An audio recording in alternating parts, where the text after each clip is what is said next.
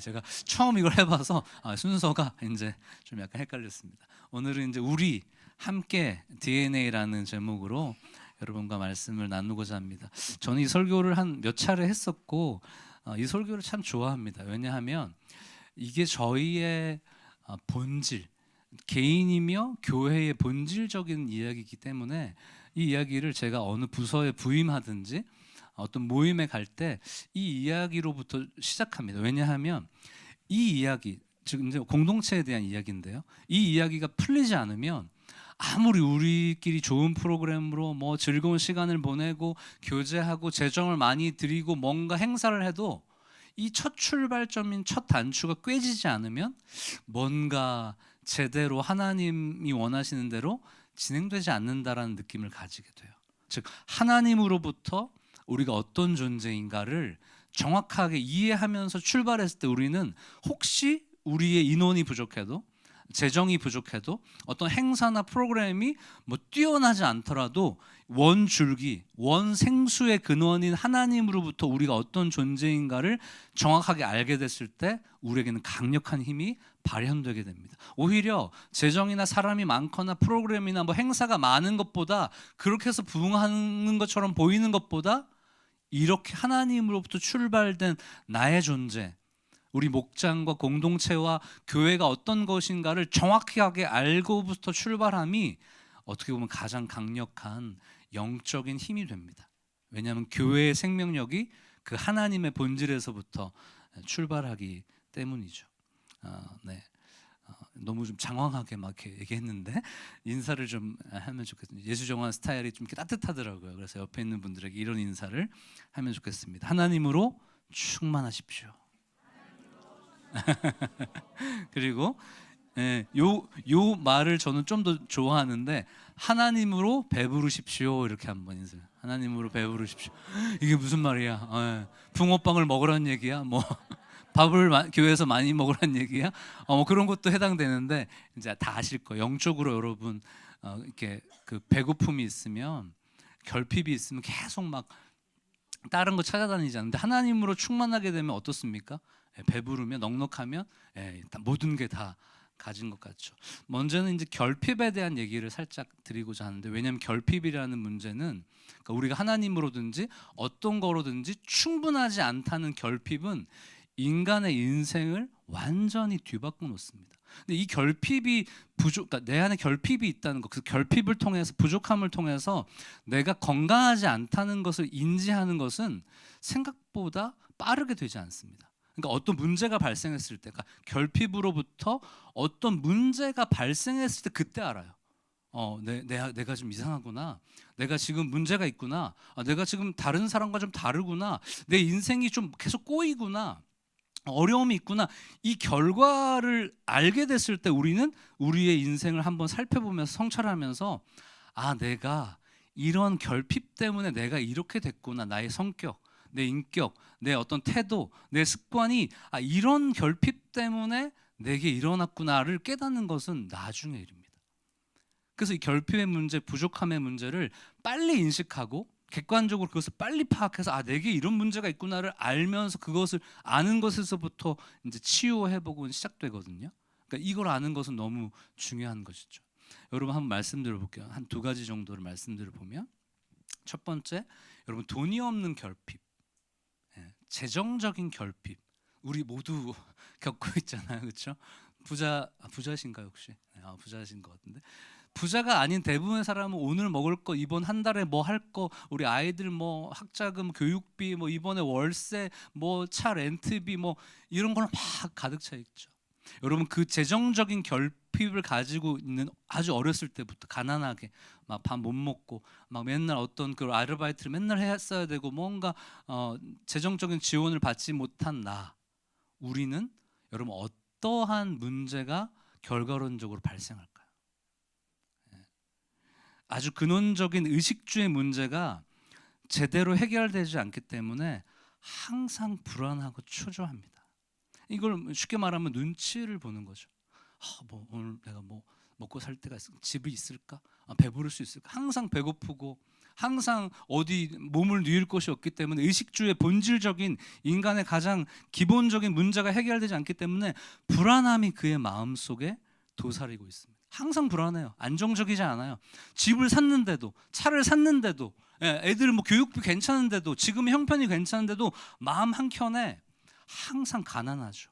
다른 사람이 구워주는 거, 베푸는 거 부족합니다. 내 것만 계속 움츠리면서 살게 되는 모습이 그 재정적인 결핍에 의해서 자라게 됐을 때 우리 안에 있죠. 여러분 이거 느끼죠 사실. 우리가 지금 괜찮은 살만한데, 먹고 살만한데 뭐 아끼는 거 여러분 나쁜 거 아니지만 일부러 더 아껴요. 안 그래도 되는, 좀 베풀어도 되는데. 그렇죠. 그리고 사람들을 대할 때 어떻게 됩니까? 매우 계산적인 태도로 사람을 바라보죠. 이 사람이 나한테 이득이 될까? 이 사람이랑 관계하면, 이 사람이랑 대화하면, 이걸 교회적으로 풀자면 이 사람이랑 목장 모임을 하면, 이 사람이랑 뭐 어떤 그 봉사 활동을 같이 할 때 내가 이득이 될까? 도움이 될까? 이 장로님과 이 집사님과 권사님이 나의 인생에 뭔가 도움을 줄까라는 계산적인 가치 중심적인 게 물질에 맞춰 있다 보니까 모든 사람이 뭘로 보입니까? 돈으로 보이죠. 나에게 이득을 줄 존재로 모든 사람들을 바라보기 때문에 어떤 문제가 일어납니까? 관계가 형성되지 않죠. 여러분 인간 굉장히 영적으로 예민한 존재이기 때문에 이 사람이 나를 어떻게 생각하느냐를 바로 해석할 수 있습니다. 눈빛만 봐도 알 수 있잖아요, 그렇죠? 나를 정말 사랑해서 내게 다가와서 뭐 커피 마시라고 하는지, 같이 목장 모임할 때 위로와 격려하는지, 아니면 자기 때문에, 자기 이익 때문에, 자기 계산적인 태도 때문에 내게 그런 권면과 위로와 사랑의 얘기를 하는지를 대번해야 합니다. 그렇죠? 관계가 전혀 형성되지 않고 항상 외톨이, 소외된 자로 존재하죠. 좀 더 깊은 문제는 이 결핍 때문에 있는데요, 사랑의 결핍이죠. 애정 결핍이라고도 합니다. 여러분 인간은 이 교육학적으로, 사회학적으로 보면 아주 어린 시절부터 충분하게 채워져야 될 사랑의 탱크 같은 게 있대요. 사랑, 이게 영혼에, 마음에 하나님이 이렇게 만들어 놓으셔서 사랑의 탱크가 있어서 근원적으로는 어머니 아버지의 사랑이 동시에 충족될 때 그 사람은 이렇게 좀 잘 성장하게 됩니다. 그래서 뭔가 사랑 많이 받고 자란 사람 보면 좀 여유롭잖아요. 뭔가 이렇게 자기만 생각하지 않고 계속 이렇게 꾸어주기도 하고 나눠주기도 하고 배려하는 모습이 있죠. 부모님의 사랑이 또 친구와 어떤 이런 사랑들이 충분하게 공급됐을 때 너그럽고 관대해집니다. 자존감이 높죠. 근데 그렇지 않은 사람은, 이 사랑의 탱크가 충분하게 채워지지 않는 사람은 어떤 문제가 일어납니까? 첫 번째로는 어떤 존재를 너무 의지하고 의존하게 돼요. 혼자 결정할 수 없습니다. 혼자 결정할 수 없어요. 제가 얼마 전에 이제 예전 교회에 있었던 어떤 집사님 아기를 이제 얼마 전에 낳았어요. 근데 막 아기 낳다 보면 아무래도 이제 막 이제 우울증도 들고 불안함도 들고 그러잖아요. 그래서 제가 한번 전화를 해봤어요. 어떻게 집사님 어떻게 지내요? 뭐 아기 잘 커? 그러니까 아기 잘 커요. 그런데 이 문제가 있대요. 불안함과 두려움이 있는데 남편이 이제 빵 공장, 빵 제과점을, 빵 공장이 아니지 베이커리, 그거를 하는 분인데 그 새벽부터 뭐 저녁 늦게까지 계속 밖에 나가 있어야 되니까 남편과 대화하는 시간이 없고, 또 이 여자 집사님은 뭔가 중간에 아이가 뒤집어지는 게 좋은지 엎어지게 좋은지, 이 이유식이 좋은지 저 이유식이 좋은지를 빨리 결정하고 확인하고 싶은데 자기가 혼자 못 하겠다는 거예요. 근데 이 집사님이 어린 시절부터 혼자 지냈어요. 우리 선교사님 자녀여서 선교사님이 이제 해외로 선교 지나면 할머니 손에서 그냥 혼자 지냈던 거기 때문에 너무나 남편을 사랑하지만 그 깊은 마음 가운데에선 사랑의 충족이 어릴 때부터 있지 않았기 때문에 결정을 잘 못하는 거예요. 그냥 결정해서 이유식이든 저유식이든 저기저기든 이기적이든 그냥 채우면 되잖아요. 근데 채우지를 못해서, 주지를 못해서, 결정을 못해서 계속 미루고 있고 답답해하고 있는 거예요. 남편을 너무 의지해요. 남편이 결정해주지 않으면 아무것도 못하는 상황이 돼버린 거죠. 매우 사랑의 결핍은 우리에게 매우 누군가를 의존하게 되고 의지하게 되고 독립적인 것들이 제한되게 됩니다. 혼자 결정할 수 없어요. 남편이나 친구나 누군가만을 계속, 이게 여러분 누군가를 의존하는, 의지하는 일이 계속 많이 발생하면 어떠한 범죄로 일어납니까? 스토킹이 일어나는 거예요. 이 사람 아니면 안 돼, 이 여자친구 남자친구 아니면 안 돼, 계속 따라다니면서 난 사랑하는데 왜 너 나 사랑하지 않아 이러면서 계속 이렇죠. 사랑의 결핍이 의존적인 것과 함께 동시적으로 일어나는 건 뭐냐 하면 매우 적대적으로 일어납니다. 사람을 믿지 못해요. 이 사람이 정말 나를 사랑할까? 예. 이성교제를 하는데도 정말 이 남자친구가, 이 여자친구가, 아니면 결혼했는데도 이 아내가, 이 남편이 나를 정말 사랑해 줄까라고 의심하게 됩니다. 적대적이죠. 아닐 거야. 나를 이용해 먹을 거야. 나를 그냥 그렇게 계산적으로 바라볼 거야라는 자기 안에 있는 그 태도로 계속 사람들을 바라보게 됩니다. 결국은 이 사람도 다른 사람과 충분한 관계를 맺지 못한다는 것이죠. 여러분, 특별히 이 관계의 결핍이 우리의 삶에 매우 부정적으로 나타나게 되는데, 즉 어릴 때 충분한 사랑을 받지 못했던 것이 이제 우리가 성인이 되어서 사회적으로 이제 사회 활동을 하게 됐을 때도 나타나서 다른 사람과 관계 맺을 때 이러한 계산적이고 그 다음에 적대적이거나 너무나 의존적인 태도로 사회생활을 제대로 하지 못하게 만들어져요. 근데 이런 건 우리가 이해하잖아요. 근데 여러분, 여기서 질문이 있습니다. 왜 그러한 결핍은 우리를 그렇게 소외되게, 우리를 왜 건강하지 못하게 만들까요? 지금까지 들었던 내용은 우리가 어디 뭐 강연이나 어디 뭐 그런 세미나에서 들어봤을 법한 얘기인데, 근데 그런 결핍이 왜 우리를 그렇게 만들까요? 누가 답하신 것 같아요. 네. 하나님이 우리를 그렇게 관계 중심적으로 만드셨기 때문에. 다른 말로 했을 때 우리 안에, 우리는 잘 모르는데 함께 해야 되는 DNA, 함께 공동체로 존재해야 되는 DNA라는 것을 우리가 가지고 있는 염색체를 의미하거든요. 엄마 아빠가, 우리가 결정하지 않았는데 엄마 아빠가 가지고 있었던 내가 코가 크든지 입이 크든지 이런 게 어머니 아버지 유전자로부터 나왔는데 그걸 DNA라고 하는데, 그 영적인 DNA, 즉 함께 해야지만 살 수 있는, 공동체로만 존재해야 되는 DNA가 우리에게 있기 때문에 누군가와 관계하지 않으면, 충분한 사랑을 받지 않으면, 대화하지 않으면 우리 가운데 어떤 문제가 일어납니까? 다른 사람과 뭔가 이 건강하게 자라지 못하는 문제점들이 일어나게 되는 것이죠. 이것을 창세기 1장 26에서 28절에서는 이렇게 이야기하고 있어요. 이 말씀을 한번 우리 같이 읽어보겠습니다. 합독으로 같이 읽어볼까요? 시작. 하나님이 이르시되 우리의 형상을 따라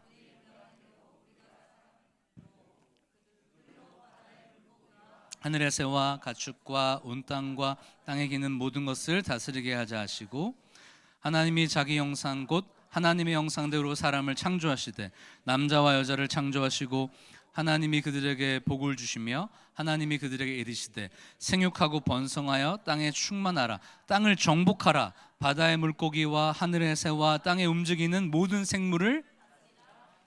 아멘. 창세기 1장에서 3장까지는 하나님이 인간, 자연 세계를 만드신 내용들이 나와요. 하나님이 인간을 만드실 때 어떻게 만드셨죠? 흙으로 톡톡톡톡 만드시고 코에 콧구멍을 뚫어서 그 안에 생기를 훅 불어넣었더니 뭐가 된 거죠? 생명이 된, 생명체가 되어서 하나님과 영적으로 이렇게 교류하게, 작동하게 만들어졌어요. 그런데 여기 1장에 보면 그건 형체적인 모습이고, 1장에 보면 매우 의미적인 내용이 담겨 있습니다. 여러분 1장 26절에 보면 하나님이 이르시되 뭐라고요? 우리의 형상을 따라, 또 우리의 모양대로 우리가 사람을 만들자고 말했잖아요. 그러니까 하나님의 형상대로 사람을 지으셨어요. 여러분의 모습 가운데는 다 하나님의 형상이 있는데, 물론 여러 가지가 있죠. 하나님과 우리가 공유하는 속성을, 사랑 같은 것도 있고, 이제 서로 배려하고 이런 마음도 있고, 하나님이 주신 그런 어떤 공유하는 모습인데, 독특한 특성이 있는 게 뭐냐 그러면 하나님의 형상대로 가운데 하나님의 복수성, 우리의 모양대로, 우리의 형태대로 우리라는 삼위일체 하나님의 완전한 존재 방식을 사람 모두에게 영적 DNA로 넣어 놓으신 거죠. 이렇게 예쁘고 멋있고 잘생기고 화려하고 매력적으로 만드신 것도 하나님의 형상이지만, 그 이면 가운데 뭘 넣으셨다고요? 복수, 함께하는 우리 공동체의 DNA를 딱 집어넣으셨기 때문에 사람이 혼자 있을 때 어떻게 됩니까? 불안하죠. 성장하지 않죠. 고립됐죠. 혼자 절대로 살 수 없을 하나님의 함께하는 삼위 하나님의 우리의 복수적인 DNA를 사람에게 심어 놓으셨어요. 그래서 사람이 혼자 살 때 외롭고 두렵고 불안하고 쓸쓸하고 고통스럽죠. 여러분 그 프로그램 중에 우리 어른들 많이 보시죠. 나는 자연인이다. 보세요. 막 세상이 너무 싫어. 막 이거 막 스트레스 받고 막 일 막 사업하다가 너무 지치고 실패하고 그 나는 자연인 산에 들어가서 막 혼자 사시잖아요. 근데 여러분 되게 재밌는 게 뭔지 아세요? 그 자연인이다 그걸 찍으러 이게 카메라 들고 PD랑 그 이승윤 씨가 들어가잖아요. 그럼 그렇게 좋아해요. 막 뭐 본인이 먹은 것 중에 제일 맛있는 거 뭐 백숙 해주고 뭐 자갈로 또 무슨 요리를 만들고 생전 처음 본 자연식 만들어서 막 먹이고 여러분 그리고 핵심 하이라이트가 언제인 줄 아세요? 이제 한 1박 2일, 2박 3일 끝나고 그 이승윤 씨랑 뭐 이제 PD 카메라 감독님이 철수하려고 그럴 때 그 얼굴을 보셨어요? 너무 쓸쓸하죠. 아니 사람 싫어서 올라간 분들이 사람 보니까 막 너무 좋아하고 뭐 이승윤 씨랑 뭐 하자 그러고 뭐 나무 패고 어디 뭐 인삼 캐러 다니고 계속 그러잖아요. 혼자 다니면 쓸쓸하고 외롭고 힘이 없어. 그게 왜 그렇습니까? 하나님이 이 우리라는 DNA, 함께하는 DNA를 집어넣었기 때문에 함께하는 게 때로는 물론 버거울 때가 있죠. 하지만 그게 우리에게 생명력이라는 것을 말해줍니다. 여러분 창세기 2장 18절에 보면 하나님께서 이제 아담을 처음에 그렇게 똑똑똑 만드신 다음에 생기를 딱 불어넣어서 하나님과 영적인 교제하게 만드신 다음에 이렇게 말씀하세요. 2장 18절에 여호와 하나님이 이르시되 사람이 혼자 사는 것이 좋지 아니하니 내가 그를 위하여 돕는 배필을 지으리라 하면서 뭐가 나오죠? 이 하와를 만들어서 아담의 옆에 딱 만들어 놓으니까 뭐예요? 야 보기 너무 좋다, 심이 좋다, 퍼펙트다, 완전하다, 선하다라고 말하는 장면이 뭐예요? 부부가 함께 공동체로 존재하게 될 때 가장 아름답고 가장 좋은 거죠. 소그룹으로, 목장으로, 교회로, 공동체로 존재할 때 우리는 어떻게 돼요? 가장 건강하고 아름다운 존재 방식이라는 것을 얘기해주고 있습니다. 그 이미지를 제가 그 했는데 우리 그 앞에 준비하는 우리 집사님들이 너무 추워 이 이미지를 보니까 이거 춥죠. 오늘 눈도 내리고 시원하세요? 속 시원하세요? 혹시 이 영화 뭐 뭔지 아세요? 혹시 아시죠? 예. 캐스트어웨이라는 영화 한 15년 20년 전쯤에 저도 한 대학생 때 그때 봤던 영화 같은데 톰 행크스라는 아주 유명한 영화 배우가 이 주연을 맡았는데요. 이톰 행크스가 척 놀랜드라는 페덱스 그 미국의 이제 그 운송 회사의 어떤 그 직원으로 등장하면 너무 바빠요. 막 일 너무 바쁘고 여자친구가 어디 먼 곳에 있는데 뭐 보기도 어려워요. 그런데 하루 날을 내서 이제 잠깐 보고 돌아오는 길에 이 비행기가 이렇게 문제가 기류 이상 있어서 추락을 하게 됩니다. 눈을 떠보니까 어디 있어요? 무인도에 이렇게 딱 혼자 있는 거예요. 야, 근데 최대한 버텨가지고 이제 빨리 탈출해야지 하면서 막 이제 물고기도 잡고 이제 옷도 만들고 어디 올라가가지고 이렇게 과일도 따먹고 그러는 거예요. 근데 여기서 되게 재미난 장면이 등장합니다. 4년 1,500일 동안 이 사람이 여기서 지냈는데 버틸 수 있었던 이유가 뭐냐 그러면 물론 물고기도 있고 좋은 그런 재료도 있으니까 먹고 살아는 것도 있는데 중요한 거는 여기 공이 나오잖아요. 이게 이름이 혹시 뭔지 아세요? 보신 분? 예, 윌슨이에요. 이게 이 4년 1,500일 동안 이 청 놀랜드가 버틸 수 있었던 이유는 뭐냐면 매일 아침 저녁으로 윌슨과 대화합니다. 윌슨, 오늘 잘 잤어? 예, 얼굴 그려놓고 윌슨, 어젯밤은 꿈을 꿨어. 집에 돌아가는 꿈을 꿨어. 이런 얘기. 오늘은 물고기 연어를 잡으려고 해. 잡아서 이제 삶아 먹든지 구워 먹든지 할 거야. 오늘은 과일을 저기 야자수가 있네. 오늘 저기 가서 딸고 이런 얘기를 계속합니다. 말도 안 되는 거죠. 근데 어느 날 우리가 지금 느끼듯이 배구공이랑 얘기한다고 하면서 이제 현타가 온 거예요. 현타가 뭐냐면 요즘 말로 현실 자각 타임. 그러니까 이게 자기가 배구공이랑 얘기하고 있는 자신이 너무 이상한 거예요. 그래서 이 배구공을 막 먼 바다에다 패대기 쳐버렸네. 내가 미친 거 아니야. 무슨 배구공에다 이름 짓고 얼굴 지어가지고 사람처럼 얘기하고 있어. 막 패대기를 쳐버립니다. 근데 여러분 웃긴 게 뭔지 아세요? 그 저녁에 어두깜깜한데 갑자기 이 청 놀랜드가 정신 차리면서 윌슨 윌슨 어디 있는 거야? 하면서 바다를 뛰어다니면서 어디 바위 구석에 있는 윌슨을 막 찾아와서 끌어안으면서 윌슨 미안해, 내가 잘못했어. 말도 안 되는 것 같은데 여러분, 이 청 놀랜드가 4년 1500일 동안 버틸 수 있었던 건 이 윌슨이에요. 윌슨과 대화하고 윌슨과 자기의 마음을 나누고, 때로는 뭐 이 윌슨이 뭘 해줄 수 있겠어요? 뭐 자기한테 고기를 잡아줘요, 뭐 뭘 따줘요, 뭐 자기를 따뜻하게, 아무것도 못하는데 이 존재가 함께 있을 때 위로와 격려를 받는 거죠. 뭔가 대화하는 것 같죠. 왜 그렇습니까? 왜 이 영화에서 그 얘기를 하고 있는 거죠? 사람은 관계적 존재라는 걸 말해주고 있어요. 관계의 DNA가 숨어있기 때문에 아무리 부정해서 어디 나연자연인을 해서 산으로 올라가고 들로 올라가고 뭐 무인도에 표류해서 뭐 이거 윌슨을 붙잡고 있는 게 웃겨도, 이 대화와 관계를 통해서 우리는 강력해지고 존재한다는 것을 말해주고 있습니다. 아멘. 옆에 있는 분들과 함께 이렇게 인사하시죠. 당신이 있음으로 제가 있습니다. 이렇게. 네, 괜찮으세요? 네, 네. 관계가 지금 안 좋으신 부부가 살짝 있는 느낌이, 좀 오늘 회복되기를 바랍니다. 네, 우리 또 자녀나 또 우리 부모님이나 또 우리 사랑하는 어떤 존재, 또 우리 목장 식구들이 있다면 그분들, 그러니까 우리는 선택하지 않았잖아요, 그렇죠? 부모님을 선택하지 않고 자녀를 또 선택하지는 않았죠. 또 우리 목장도 우리가 선택하지 않았는데 하나님이 우리에게 관계의 DNA를 주셔서 선택하지 않았지만 그들을 통해서 하나님의 사랑을 서로 누리고 우리가 강건해지고 더 튼튼해지기를 바라는 모습으로 다 붙여주신 거예요. 우리가 선택하지 않았지만 그들은 하나님의 선물이 되는 것이죠. 이 관계의 DNA가 너무 중요하다는 것을 예수님은 우리에게 제자 공동체를 통해서 보여주셨습니다. 우리 요한복음 17장 11절 말씀을 한번 같이 읽어보겠습니다. 요한복음 17장 11절 말씀 읽어보겠습니다. 시작.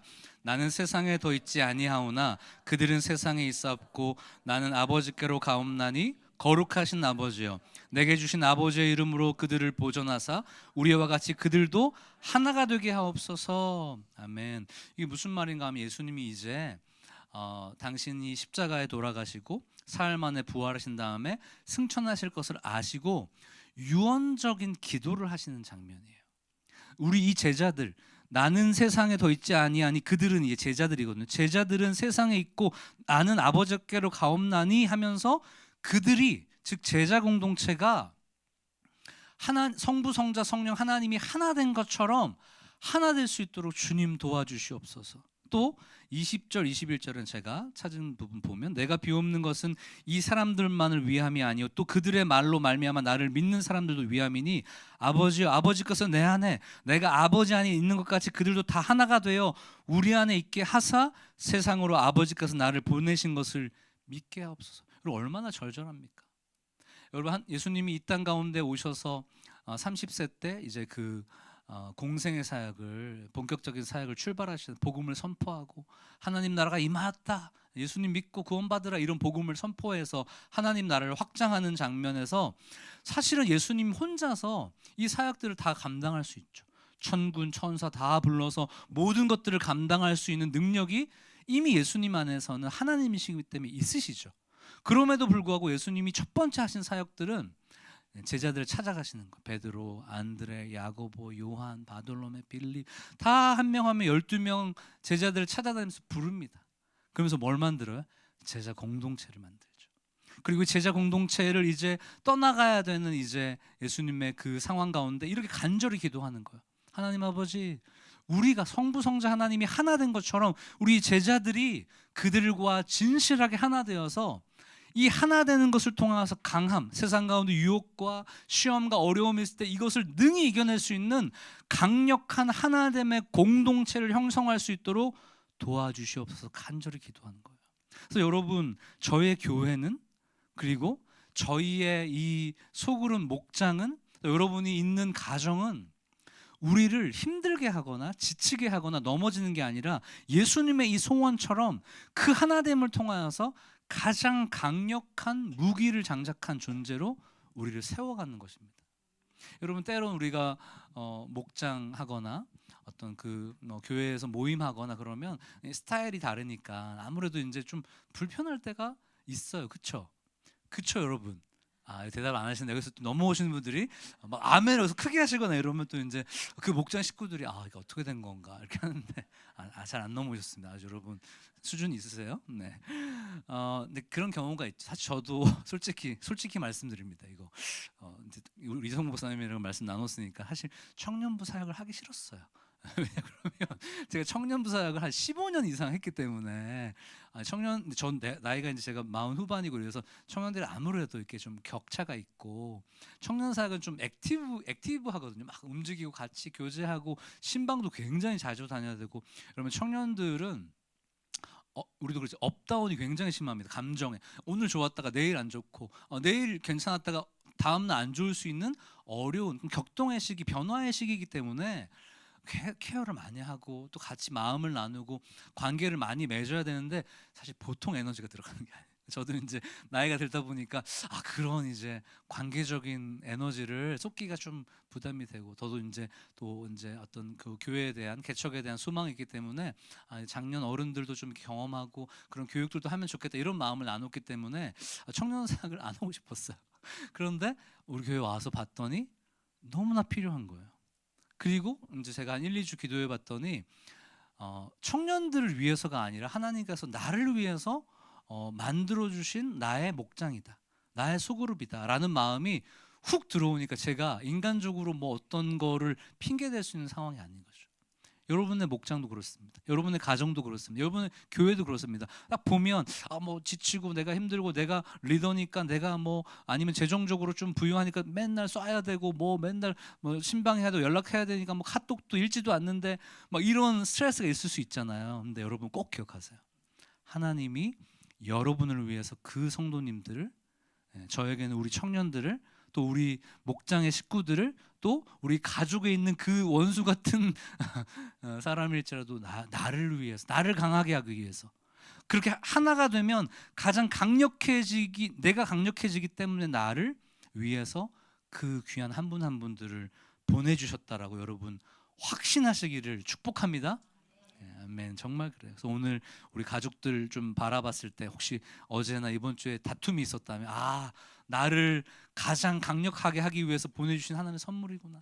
네, 우리 목장 식구들 보면서도 그렇게 해주시고 저는 그 스타일이 금요일이나 뭐 수요일에 기도할 때 꼭 우리 청년들이나 제가 담당하는 그분들의 이 카톡 창을 열어서 이름을 부르면서 기도하거든요. 그러면 뭔가 이렇게 좀 마음에 더 다가오는 것도 있어요. 그래서 우리 목장 식구분들도 그렇게 해주셔도 참 좋고 우리 예수중앙교 135명의 성도들이 다 있으니까 그거 띄워가지고 한번 쫙 하다 보면 한 20분 걸리거든요.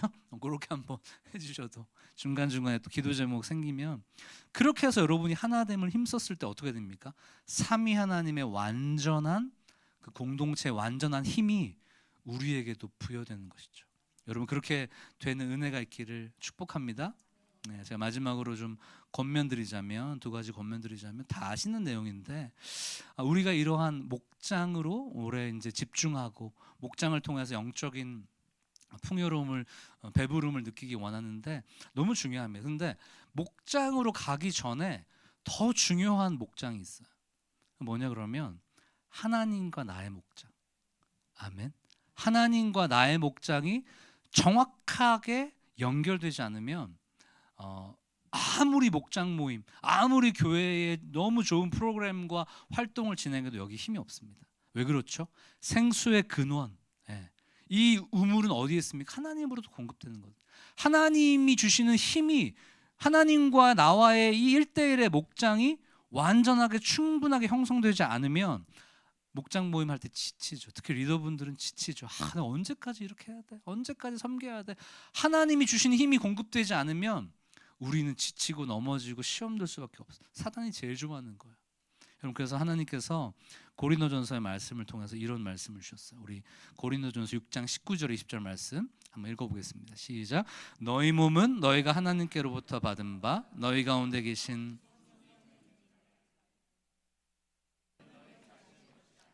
값으로 산 것이 되었으니 그런즉 너희 몸으로 하나님께 여러분 19절 중반에 우리가 어떤 존재라고 말하고 있습니까? 성령의 전이다. 예수 그리스도의 몸이면서 성령의 전이다. 그러니까 완전하게 하나님과 연결되어 있다는 거예요. 성령의 전, 성령의 집, 성령의 예배당이라는 게 무슨 뜻입니까? 계속 하나님과의 교류와 만남과 사귐이 있는 거죠.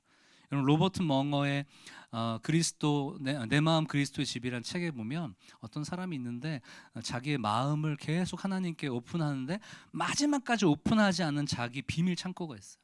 근데 그거를 탁 열었을 때 이게 어떻게 보면 죄의 부분일 수도 있죠. 우리의 잘못된 습관일 수도 있죠. 그 마음의 문을 열고 회개하고 아니면 자기 어떤 재정적인 부분일 수도 있는데 자기 계획을 탁 내려놓고 마음의 문을 활짝 열었을 때 예수님이 그 마음으로 들어와서 사귐이 있고 누림이 있고 하나님의 마음을 알 수 있고 우리가 말하는 영적인 은혜가 그 안에 머무를 수 있는 거죠.